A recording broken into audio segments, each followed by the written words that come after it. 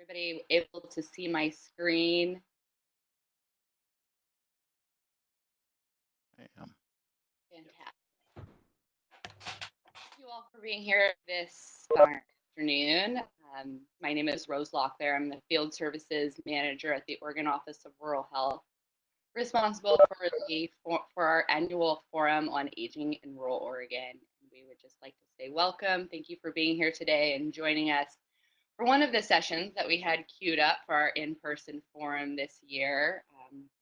In light of COVID-19, we're selecting a few of the sessions and offering them virtually with folks accessing technology in new ways.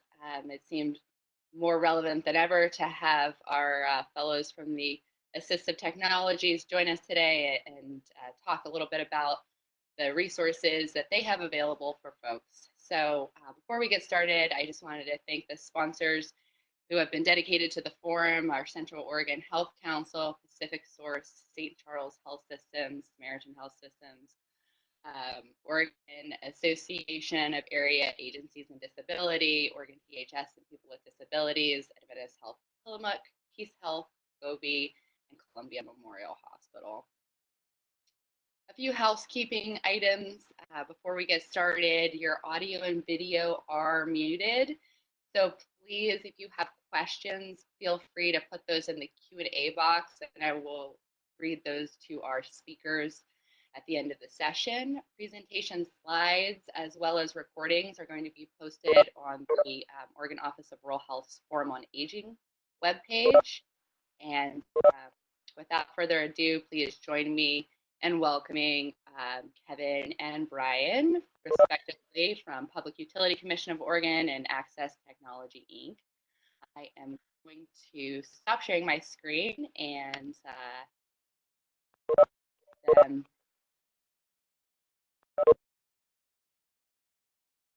take over. Find you, Kevin.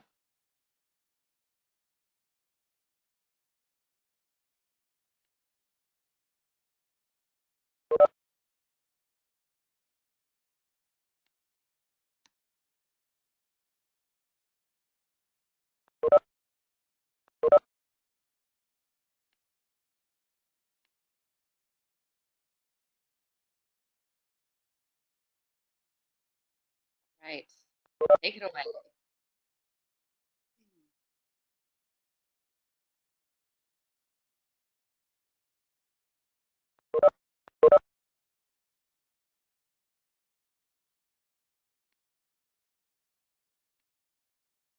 Kevin, I think you're muted.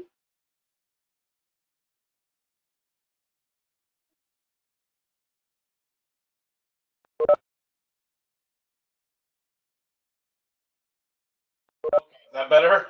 All right, sorry about that. Sorry. Okay, as she said, my name is Kevin. I am the outreach specialist for the RSPF programs at the Oregon Public Utility Commission. And I'm going to speak briefly about both of those programs, which are the Telecommunication Devices Access Program and the Oregon Telephone Assistance Program, which is also known as Oregon Lifeline. On the slide on the right-hand side, if you have any questions, feel free to contact us. Anybody that answers will be able to assist you at that 1-800 number. But we also have a TTY and video phone number for those that need that. Or you can contact us by email.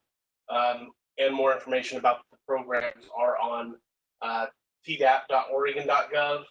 And then for the Lifeline program, it's lifeline.oregon.gov. On the left-hand side is my information. If you feel that this information is something that you would like me to come present on to you or your staff, feel free to contact me and we can set something up to do that. So the first program is the Telecommunication Devices Access Program. This is a state-funded program that provides communication equipment at no cost to Oregonians who have a disability in vision, cognition, mobility, speech, or hearing. The program began in the early 80s, and we now have approximately 6,500 recipients of equipment in Oregon. And In order to get the equipment, basically all you need to do is fill out an application and get that to us so that we can process it, and we'll ship the equipment to you, whatever equipment you choose. You can obtain the application by calling us and we can mail one, or you can get it on our webpage if you have the ability to print it out. It does need to be printed out. They cannot be submitted online. And if your organization needs a bunch of applications, feel free to contact us. We have a brochure that goes with the application, and we can mail you out a set amount of applications, however many you think you need. Just let us know, and you can email that to me or to the group email that was on the first slide, and we'll fill out those brochures and applications for you. Basically, the application is pretty self-explanatory as you go through it, but you just have to make sure that all the sections are completed. I'll go over that application here shortly. Once it's completed, send that application to us, either by mail, fax, or email, and we'll get that processed usually within the first 1 or 2 business days that we receive it. Once that application goes through the processes and approved, we'll order the equipment. And depending on the equipment you choose, it can take anywhere from 2 to 6 weeks to get that equipment shipped to you, either by UPS or FedEx. Real quick, I'm going to go through some of the we do offer. Captioning phones, we have 2 different types of captioning phones that we offer. There's analog and there's internet-based. This model here is the 840. It comes in the Plus or the 840i. The only difference is the Plus model only plugs into your phone jack and is analog only. Basically, what that means is somebody has to call a relay number first before they can contact you. So they call a relay number, that prompts them to put in the phone number they're calling, and that'll allow the captions to come up for the person that you're calling. The person that has the phone does not need to do that when they're making a call. They just need to pick up the phone and dial. But anybody calling into the phone has to call that relay number first. There is a little business card size cards that come with the phone that you can hand out to family, friends, doctor's offices, those types of things, so that they know that they need to call that number. The internet-based model looks the same. It's just it connects to internet either by Ethernet port or by Wi-Fi. And if you have that model, if you have access to Wi-Fi, that does away with the step of them having to call the relay service. They can just dial your number directly, and the captions will come up. We also have this model of the captioning phone. Again, this one is internet-based only, so you do have to have internet to use this one. But has some updated features from the other one, such as touch screen and speakerphone. The other one does not have speakerphone, and this one has a lot more options as far as font size, background color, font color, those types of things. There's just a lot more options to it than the other one. So if you do have internet, I would suggest getting the 2400, so you have all those options available to you. Some of the other landline phones that we offer both corded and cordless phones. All of these phones have talkback keys. If there's a caller ID screen on the phone, then they do have talking caller ID for those that are low vision or blind. And a lot of the other features are just like any other phone. They have adjustable tone settings, adjustable ring volumes, and adjustable volumes as far as the amplification. Most of these amplify up to about 55 decibels, so they do amplify quite a bit. So we would suggest trying an amplified phone before trying a captioning phone, just to see if that'll work out for you. If at some point the amplified phone no longer works for you and you decide captioning would be better, then you can go to a captioning phone from there. We do have a phone for people with mobility impairment. This is just a speaker phone, so there is no handset to this phone, but you do have the ability to get a headset with it if you choose, so that it's not blasting through the whole house. It does amplify up to, I believe it's 90 decibels, so it's very loud. And there's a couple different options for activating the phone as well. So if you look at the picture in the upper right-hand corner, there's a little pendant that comes with the phone. That is how, if you get a phone call, that's how you answer the phone, by pressing that button. Or you can also get a pillow switch or an air switch with the phone, and those will activate the phone as well. This phone has 36 programmable numbers. Once the numbers are programmed, if you activate the switch, there's a red light that will light up by each of the numbers after you activate the switch. And once the number you want to call is lit up, you hit the switch again, and it'll call that number for you. So basically, you're getting hands-free dialing option with it as well. There is a voice dialer you can get with these, but they're not extremely accurate. So I would caution you to that. You may have some frustration there, but that is an option if you choose to try that out. Cognitive impairment phone. This one's pretty self-explanatory if you can see the picture, but the top of the phone has 9 memory dial buttons where you can program a number into that button and then place a picture of that person that coincides with that number into the button. So all they have to see is the face, and they hit that button and it calls the number. Other than that, it does have a little bit of amplification, 26 decibels, and other than that, it's just a normal phone. Accessories that can be used with landline phones are shown there. The voice dialer I mentioned, the silhouette and neck loop. What those are is devices that can be paired with hearing aids that have T-coil technology, and that will broadcast the conversation into your hearing aid so that you can hear those better. The signal device plugs into the phone, and then you can plug a lamp into the outlet plug, the back of the outlet plug of the device. And what that will do is, anytime you're getting a phone call, your lamp will flash for you to indicate that a phone call is coming in. The answering machine, if you choose a device that doesn't have an answering machine, this is an amplified answering machine. So if you choose a device that doesn't have an answering machine, you can choose that option and get that with the phone. Loud ringer, pretty self-explanatory. You just connect that to your phone and you'll have a ringer of up to 100 decibels. And then the home aware kit, there's a lot to that, but we just provide the telecommunication part of it. There's that round gray disc to the right is a bed shaker.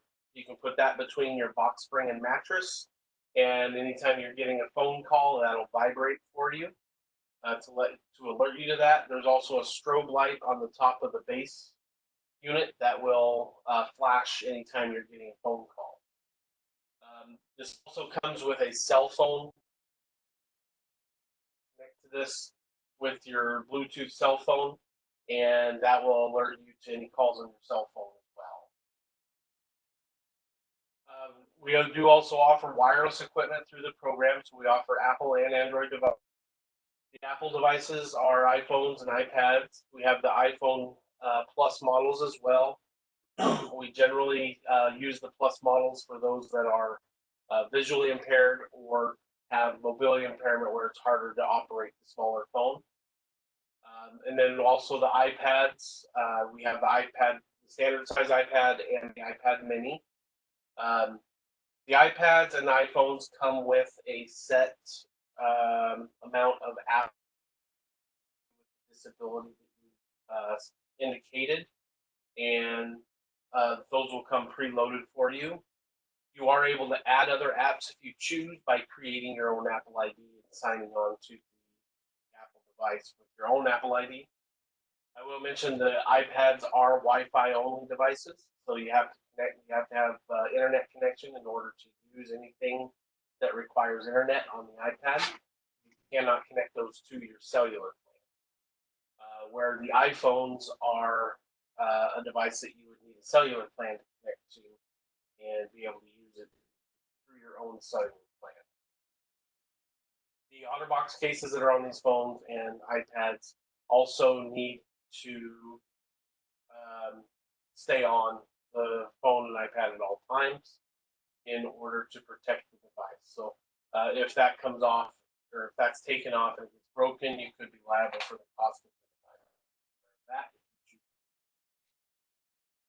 The Android product that we have is to the Motorola Z2 Play.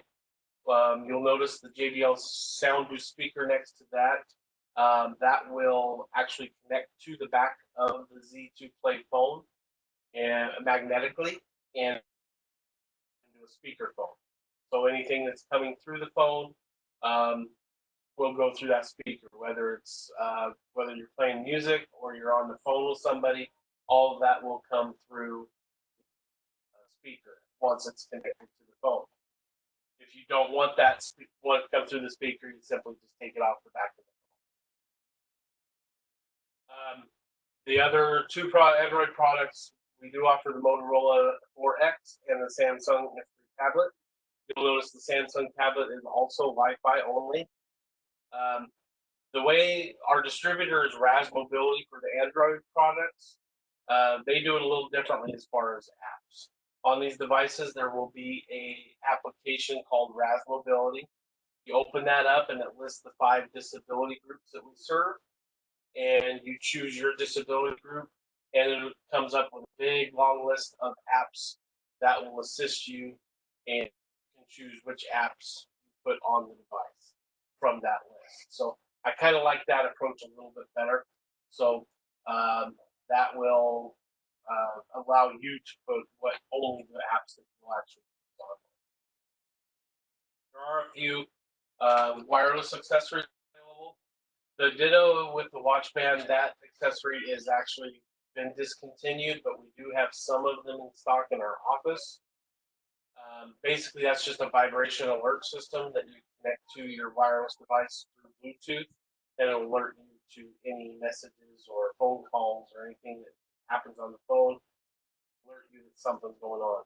We do have some of these available in our office, so if you do choose to receive that, we can ship that from our office once we have somebody there to do that. Unfortunately, we're not in the office right now. The cell phone amplifier, that to your smartphone through Bluetooth as well. Basically, it allows you to take amplified phone calls on your cell phone. And then the Quattro neck loop, that will allow you to listen to your phone calls through your hearing aids, as long as your hearing aids are T-coil or Bluetooth capable.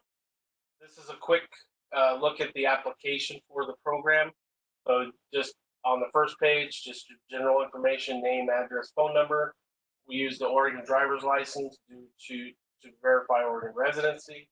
We do at the bottom of that page, you do have to have a alternate contact that you list there, somebody we can get a hold of if we can't get a hold of you. The second page is the equipment selection page.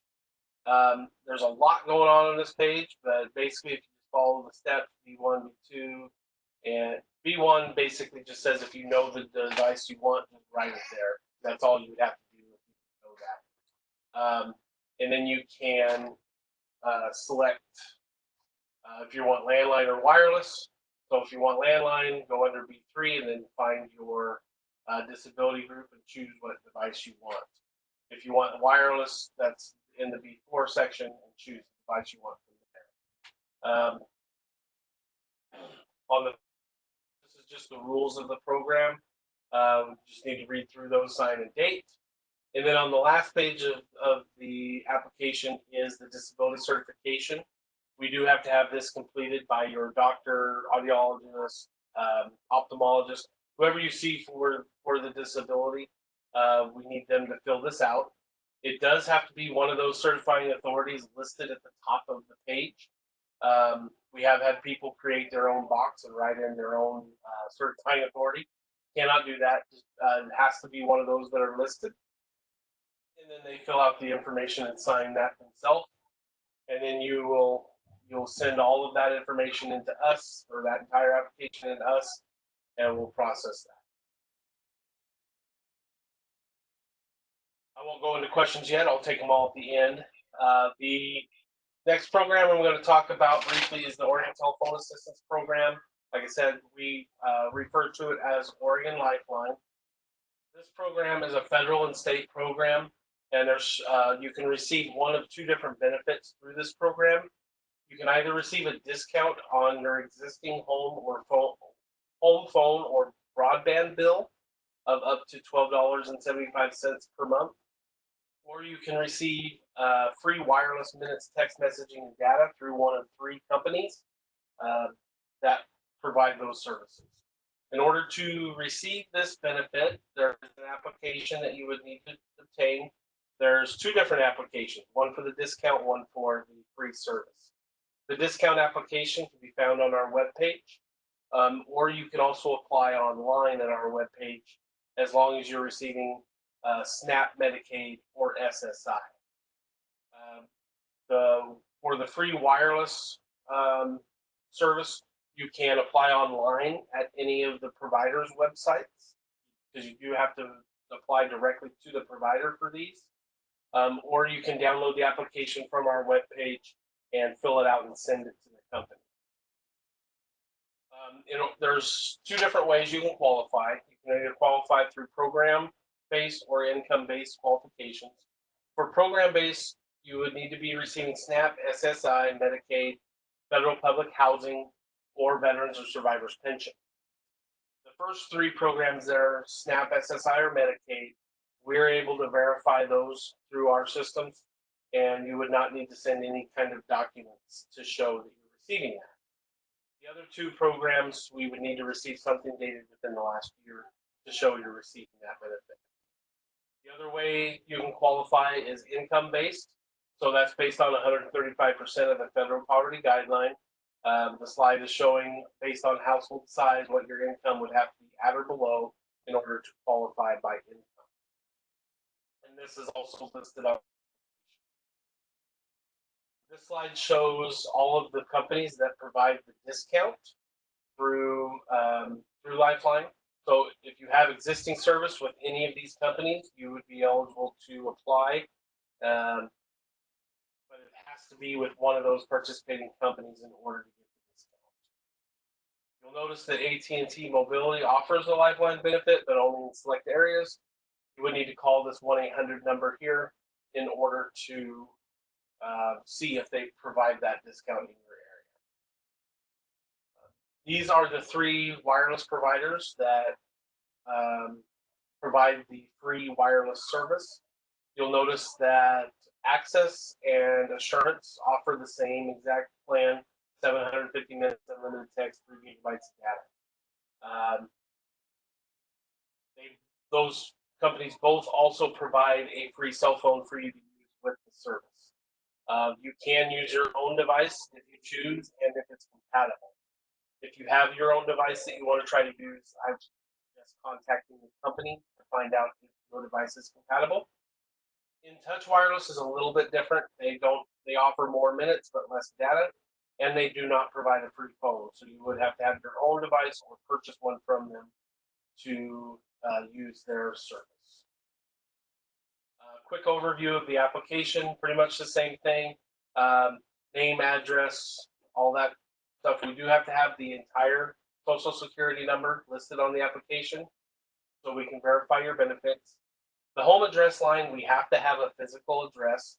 So if you have, one thing we run into a lot is the homeless population. They just write homeless in there or they put a general delivery. We cannot use that. We have to have a physical address. So if they can use a resource center or homeless shelter or something to that effect, put that in there and we'll be able to use that. If they have a mailing address, they can put that in the mailing address line. Second page is they're just selecting how they qualify. If they select something in 2A, they do not need to do the income. If they don't have any of the programs in 2A, then they would move to 2B and qualify by income.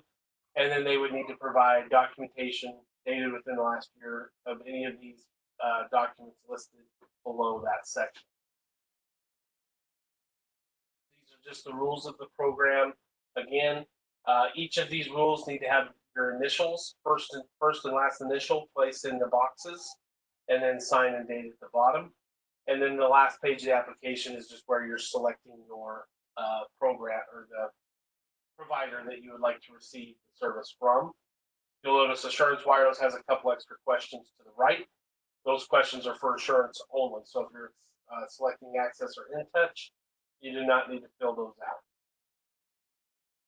The household worksheet, we use this mostly for homeless population as well. But this is basically if they're using a street address that somebody else has used to receive the Lifeline benefit, like a homeless shelter or resource center or something to that effect, they need to fill this form out to separate them as a separate household from anybody else that use that address. So they would just put in their name, use the same home address that's placed on the application, and then answer the 3 questions on the back. And then initial the boxes at the bottom and sign and date that. So that was a very quick overview of the Lifeline program and TDAP program. From there, I'll take any questions that anybody has. Great, thanks, Kevin. I'm just going to go through a couple of them in the chat box that came in or specific to your programs before we get Brian up and going. Is there sound distortions on the phones when they amplify? We haven't ran into sound distortion. The only thing we do run into from time to time is when you get an amplified phone, it will also amplify the have on the line. So sometimes people will get a little bit of static. And the way we resolve that is we do have a line filter that we can send. Usually that will take care of that issue. But other than that, we have not had any complaints of distortion due to the volume. And then is the program available to people living in assisted living, skilled nursing, foster homes, or, for example, someone who is quadriplegic in a nursing home? Yes, as long as they have access to their own phone line, they are eligible. Or if they need a wireless device, they would be able to access that wireless equipment as well. And then, has there been any disruption to the iPad supplies? We're seeing issues in our supply chains to get these to deaf individuals. We have not run into a shortage problem as of yet. And their cost for the iPhones and Androids? This is a no-cost program, so it is a loaner program. So we loan the device to you at no cost for as long as you need it. Once it's no longer needed, then you would need to return the equipment to us so that we can refurbish it and issue it to another person. And then how long to get the device once application is completed? Okay, so like I said, depending on the equipment you choose, any of the landline equipment is generally about 2 weeks. The iPhones and iPads generally take about 4 to 6 weeks. There's a little bit more work in getting those prepared to be shipped out. The Android devices are about 2 to 3 weeks. And is there a benefit for anyone who is profoundly deaf? Any benefits for a deaf-blind community? Well, I don't know a lot about the apps as far as how they with deafblind, those types of things. I just know that there's apps out there that will assist those groups in communicating using the iPad or using telephones. Some of the features on the phones, like the talkback keys and of course, that won't help deafblind too much, but for like deaf community, the application, the blind community, the talkback keys or talking caller ID will help them. The deaf blind, you might want to get more into wireless type of equipment, but I know there's apps out there that will help them, but unfortunately, I just don't know enough technology. That's something that you could reach out to Teltex. They're the ones that issue these for us, and their technical support would have a lot more knowledge of that than I would. Is the equipment available for everyone or only for those with financial needs? It's actually, there is no financial restriction, so it's available to any Oregonian that qualifies based on disability.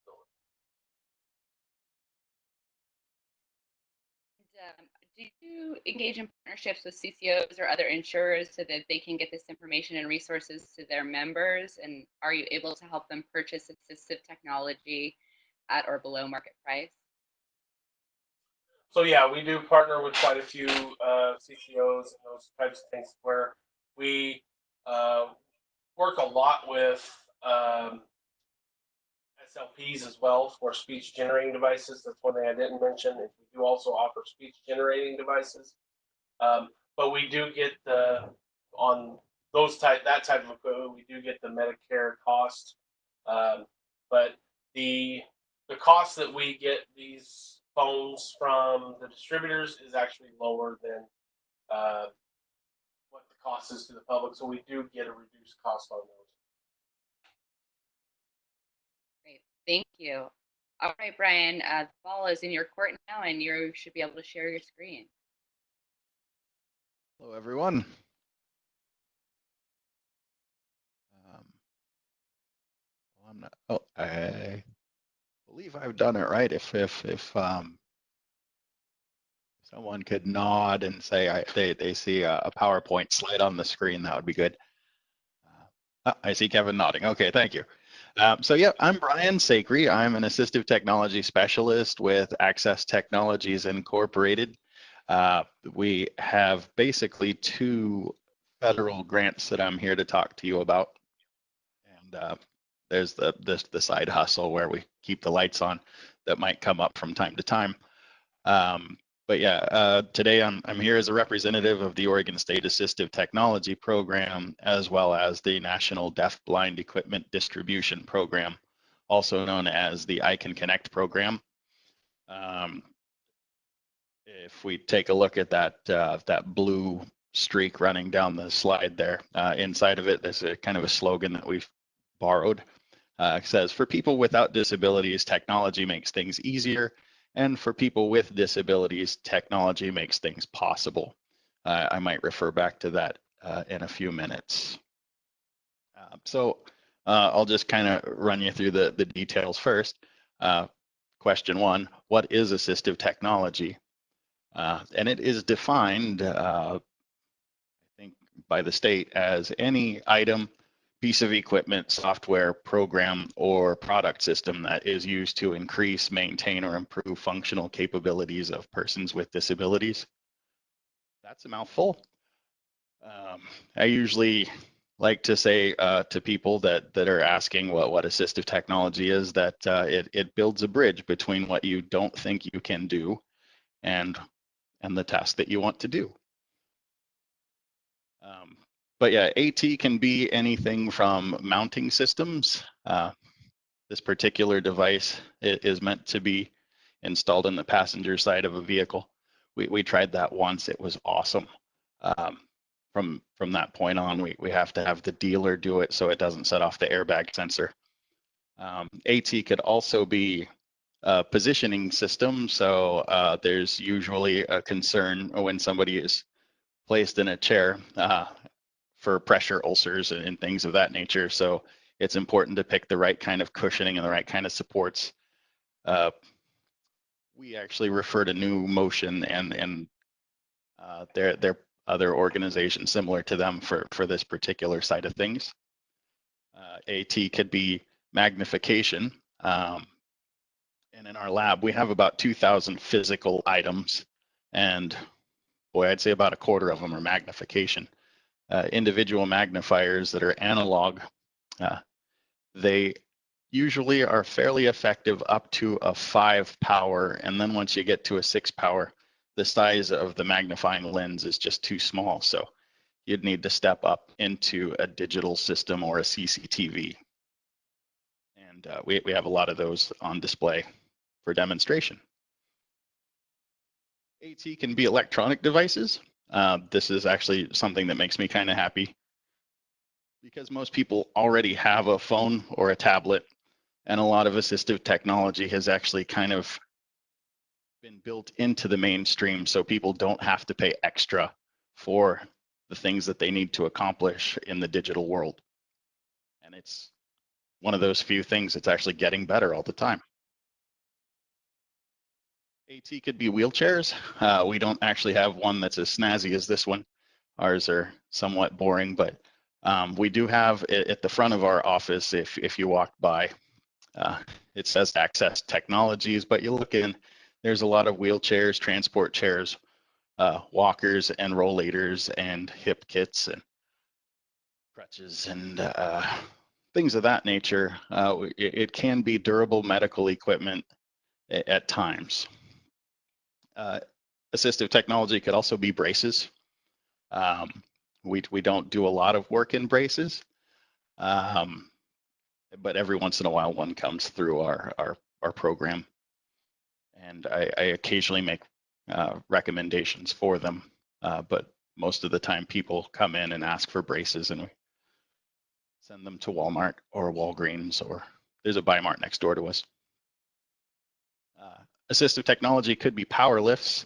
We used to do power lifts, but we found that it's probably best if you get an actual contractor who understands the building codes involved, and that prevents our insurance from skyrocketing. Assistive technology can be educational software. One of the cooler lines on my resume is I am a dragon trainer. I just did a dragon training with someone remotely yesterday. I think I've got another one coming up tomorrow.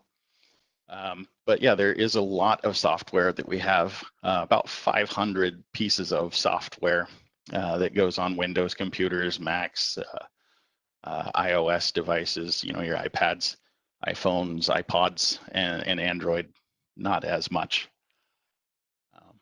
But we have a ton of it for display, and actually we, at this time,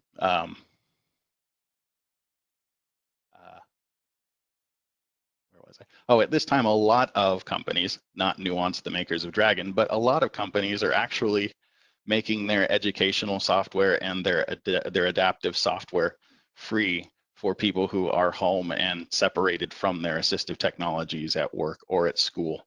And if you give us a call, we can kind of refer you to what options are available there. It's also on our website. AT can also be an eye gate or adaptive writing utensils. The one on the screen there that, for those of you that can see it, is called a pen again. It's designed for individuals who have a little bit of osteoarthritis, and holding a pen causes pressure in the joints. This is meant to alleviate that pressure and still allow you to write. I'd say we have about 25 different kinds of pen for people to try and see if one of them actually helps. AT isn't necessarily for everyone. And speaking of not for everyone necessarily, AT could be eye gaze systems. These are devices that follow your eyes, and instead of using a mouse, they're great for speech communication, and they're super expensive. We don't have one, but we can refer you to TDAP if you qualify. Or there's a guy named Stuart that works for Toby who would really love to talk to you. What we're currently actually kind of digging our hands into these days actually is the telehealth devices. A few different companies have approached us, and this is actually where I think our next big investment will probably go, is a lot of devices that you wear or use and Bluetooth to your computer or your tablet or your phone. And that allows your doctor to see your measurements remotely without being too invasive, but at the same time, keeping you from having to go to the clinic or the hospital where the other sick people are. This is kind of the way of the future. It's kind of been the way of the future for about 20 years, and due to the whole COVID-19 thing, it's going to be a pretty big deal, and I expect a lot of phone calls coming in the future, the very near future, explaining to folks how to connect their devices to their other devices. so they can talk to their doctors. And finally, assistive technology could also be smart home technologies. And again, that goes back to the what may be convenience for those of us that are able-bodied. It makes things possible for people with disabilities. And just a few short years ago, if somebody needed a voice-controlled home, well, it would cost about as much as a new car. The devices themselves used to cost about $10,000, and each plug was equally expensive and made this really awesome racket. But these days, I can do the same thing with about $400 worth of parts. So that smart home technology, so long as you trust the Internet of Things, it does make life better, and it does make life possible for some folks. And some of the possibilities that are opened up by having access to assistive technology includes bathing. When we do this as a bigger group, a lot of times the topic comes up that Medicaid kind of stops at the bathroom door. And I believe that's why we have so much bathroom related stuff at the front of our store. It's somewhat necessary. I don't know a lot of people that are excited about getting a bath bench, but they do recognize that it is necessary for them. It could also be the ability to dress yourself independently, to groom yourself independently, to be able to feed yourself, to prepare your meals, to go shopping, to manage your medications, to just be able to communicate with the world. Those are all the things that assistive technology makes possible. Now, where the money comes from for these things, that's kind of where it gets a little sticky sometimes. School systems, of course, they all have departments of accessibility. Children get on an IEP, an individualized education program, and there's usually a line for technology there. And that's why I don't usually see school-age children very often, because they do okay until transition time, around 20, 22, when they're kind of shown the door of the educational system and sent out into the world. Then they meet me. There are some government programs that offer assistance with assistive technology. In my opinion, not enough, but there are some programs that help pay for these things. Private health insurance comes in from time to time. We work a lot with vocational rehabilitation to get people to keep or even get a job in spite of the things they can't control. And sometimes Voc Rehab works with employers. Microsoft, if you follow them on Twitter or whatever social media you choose, they're pretty big on how they see a huge increase in benefit from hiring people with different abilities these days. I've seen them talking about hiring people on the spectrum, and their accessibility department has some really cool people in it. That's maybe the last nice thing I'll say about Microsoft. There are private foundations and charities. There's the Blanche Fisher Foundation. That one's fairly recommended by us quite often. And other civic organizations, the Lions Club, especially weirdly in McMinnville, they're really good, but this is rural Oregon. And I don't know if McMinnville counts as that.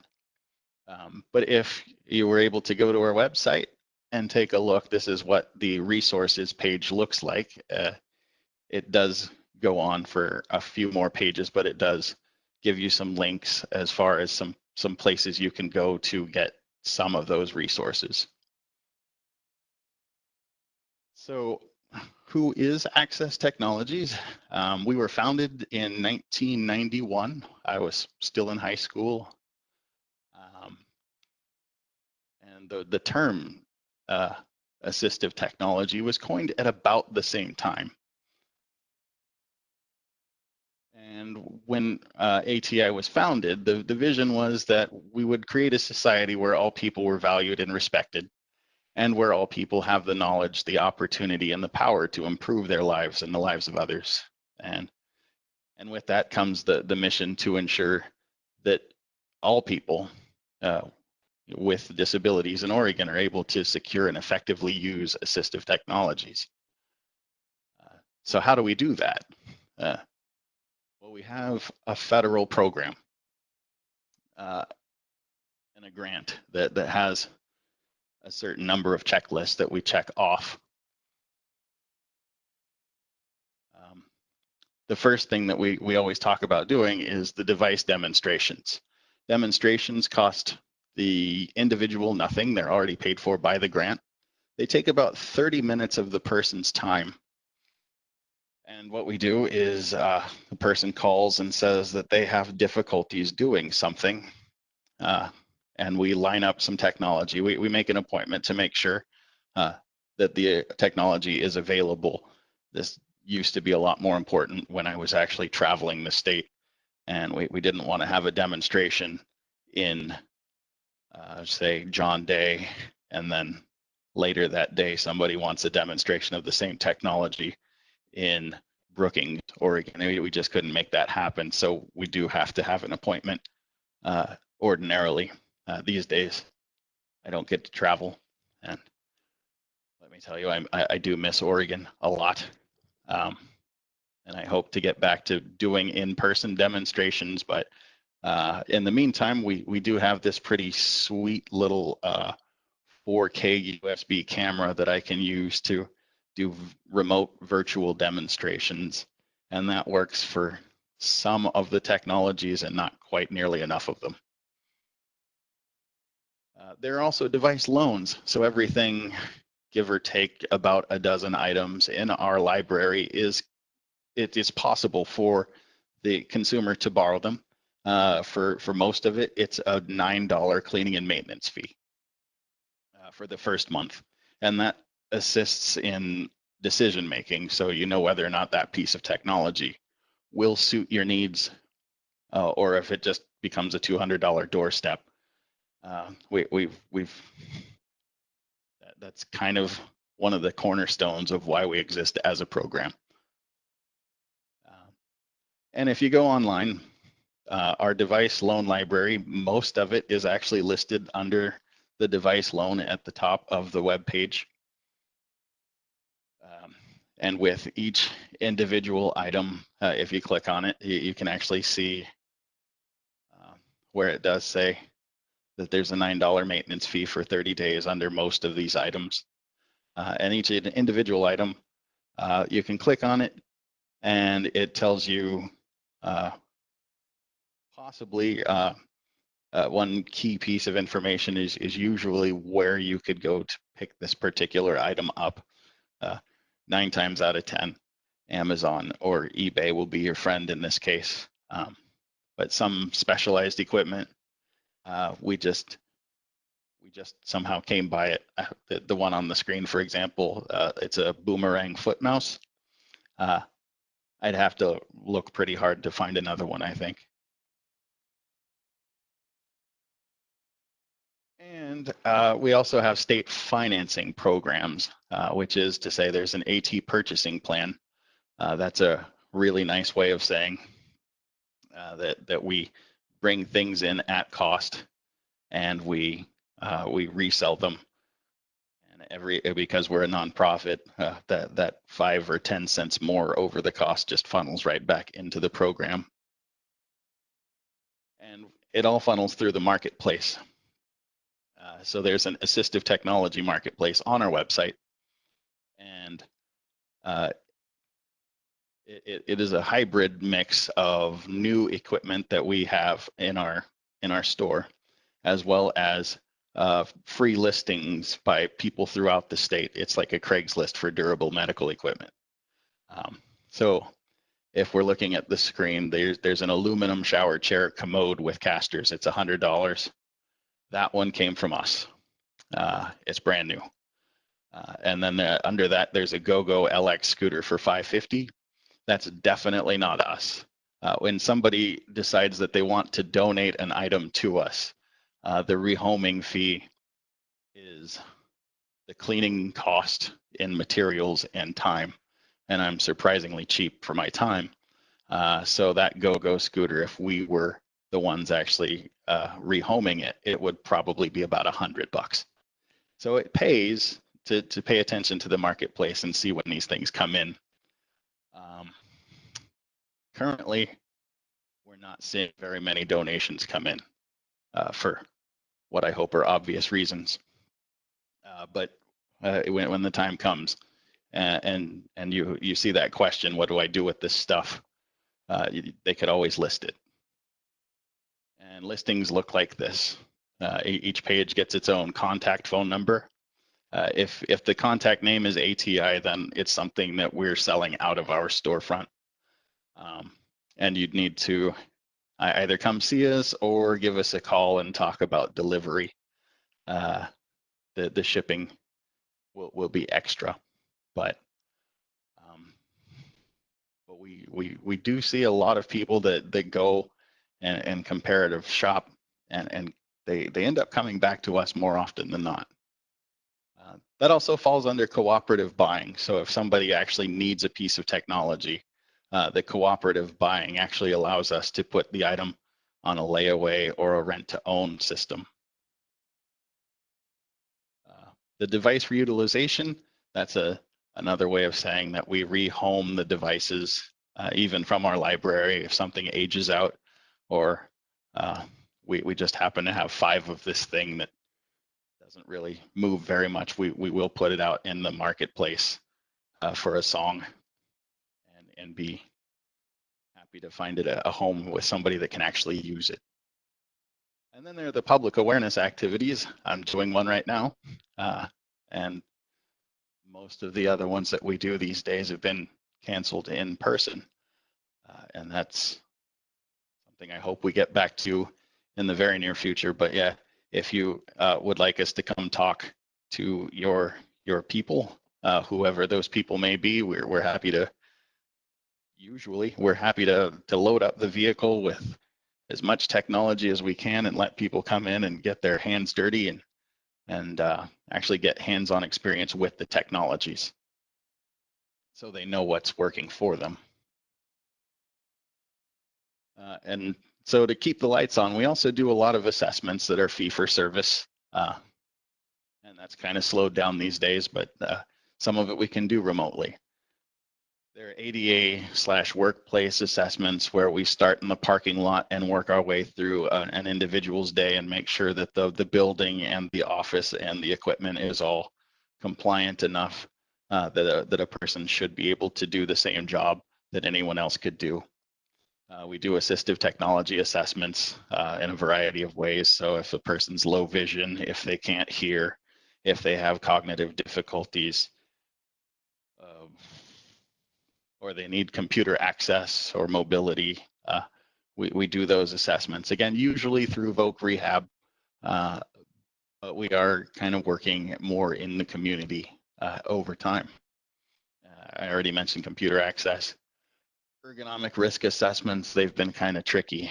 Most of it we can do remotely, but as maybe a few of you might know, your chair is a personal thing, and you really need to feel the back of the chair, and we're still trying to figure out how people can experience a chair without sharing the chair and all that goes with that.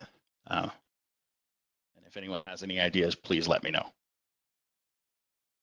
We do a variety of trainings. Again, I'm a Dragon trainer. I also train in other assistive technology devices and software and apps. Basically anything that we lend out to somebody, we make sure they know how to use it and how to clean it and how to take care of it. We do training on computers and input devices and software. Sometimes it's a simple phone call, and other times I spend a fair amount of time with a person who's only got one hand and has to learn how to type 35 words a minute to keep their job. And tablets and access devices and apps. And we do ergonomic and workplace accommodations in larger group settings, training the whole room instead of one-on-one with individuals. It's rare, but it happens. And also, we develop and implement accessible documents.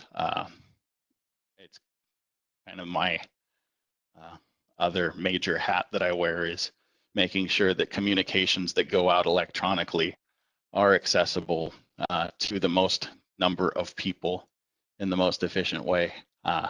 And that's the trainings we do. And the other federal grant that we have is the ICAN Connect program, also known as the National Deaf-Blind Equipment Distribution Program.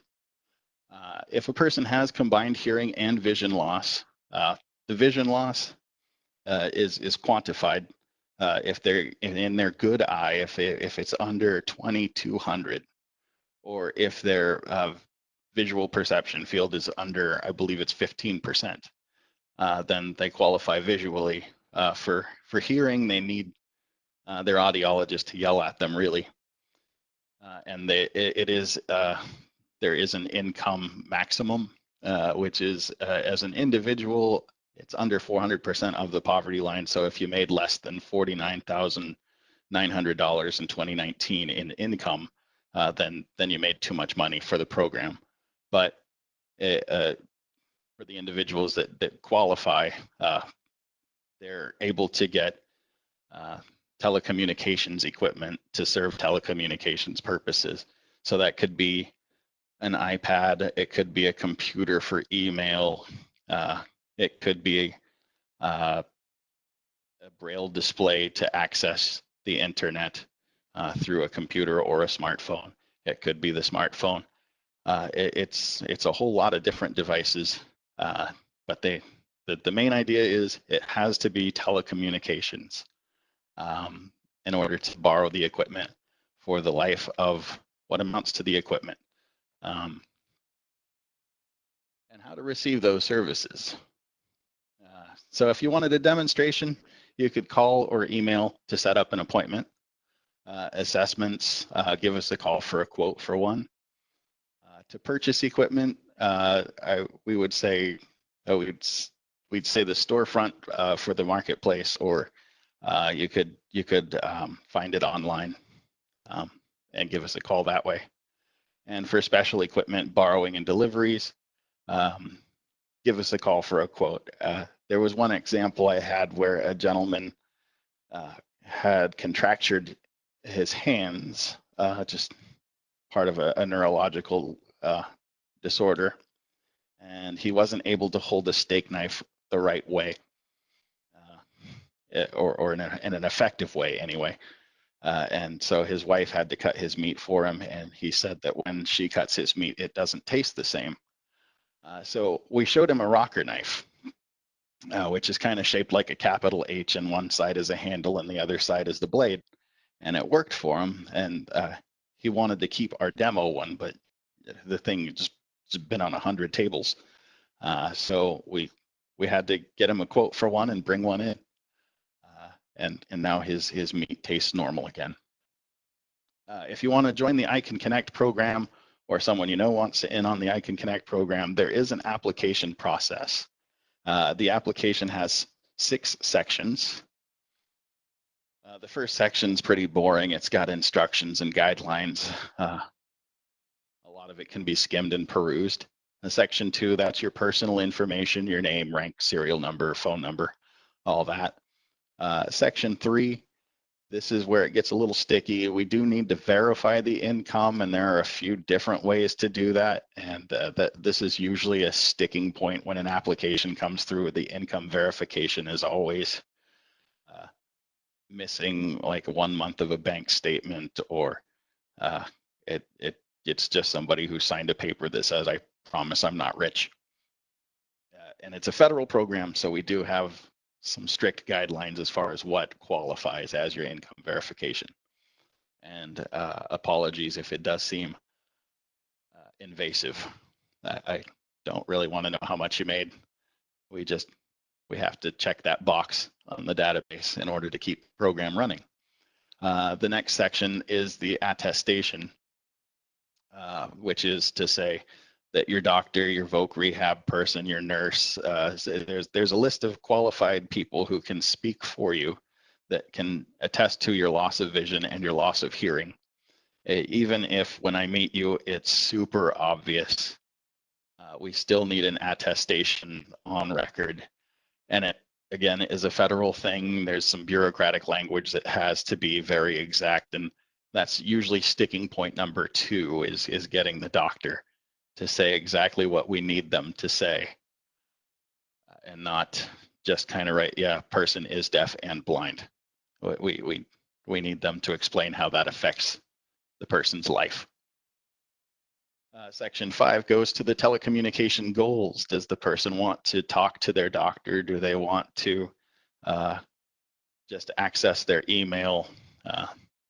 What is it that they're trying to accomplish? And it doesn't have to be just one goal. It can be a number of goals. And we do what we can to satisfy all of them. And then, then the disability verification from the doctor is actually section 6. And section 4 is actually the person describing their own personal situation. And this is the part where we have questions. And I'll just leave my contact info there for a minute. Great. Thank you so much, Brian. So if folks have equipment to donate or questions about that, they can contact the phone number and email address that you have here. Is that correct? Correct, yes. And then just one quick question as we are just a couple minutes over. Does the remote patient monitoring telehealth technology allow them to share OneDrop information with their doc? Familiar with OneDrop? That part of the technology is so new, I couldn't answer it with any degree of accuracy. But the different companies that I am talking to says that they promise that they're HIPAA compliant and they are respectful of the patient's privacy at the risk of being sued. It is often a case-by-case situation and basis. Well, thank you so much, Kevin and Brian, for joining us today and presenting such useful information. On behalf of everybody at the Oregon Office of Rural Health, I thank you guys very much. And